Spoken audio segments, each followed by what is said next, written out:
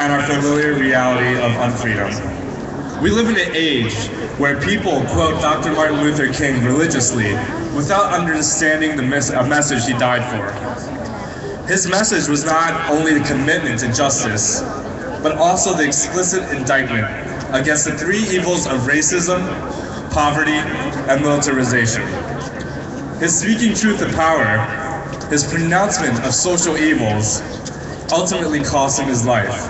And it is his death, alongside with the death of others, that allows us to take pride in our ancestors and the struggles for justice that precedes us. We stand in honor today for the struggles for justice, and we stand here today to remember the lessons of Dr. Martin Luther King Jr. Dr. King warned us that there's a sort of poverty in the spirit which stands in glaring contrast to our scientific and technological abundance. The richer we have become materially, the poorer we have become morally and spiritually. He said that we have learned to fly the air like birds and swim the sea like fish, but we have not learned to walk the earth as brothers and sisters. We ought to take Dr. King seriously and take to task the institutions that governs our lives, especially these institutions that either strengthens or destroys our communities. As a student, I ask how education in Philadelphia assists or distracts us in our historic mission of fighting against racism, poverty, and militarization. Where in our education system brings attention to social and economic forces of violence that informs our existence? Where in our education system brings attention to the ways in which we can negate the forces that condemn us to poverty? Where in the education system that informs us the true cost of war?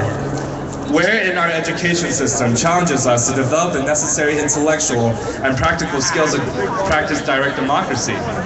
We stand here to propose a radical restructuring of the notion of education. We envision an education that opens up the horizon of understanding and empathy, to strengthen our ability for social change, and to challenge the prevailing political ideologies of the time. Dr. King said that the old systems of exploitation and oppression are passing away. And out of the womb of a frail world, new systems of justice and equality are being born. It is with resounding faith that we continue to resist the force that dehumanizes us and to create a new system of justice. So here's to the students out there. Let us continue to fight not simply for the correction of our education system here in Philadelphia, but to radically re-envision the ends of education so that we can finally breathe. Thank you.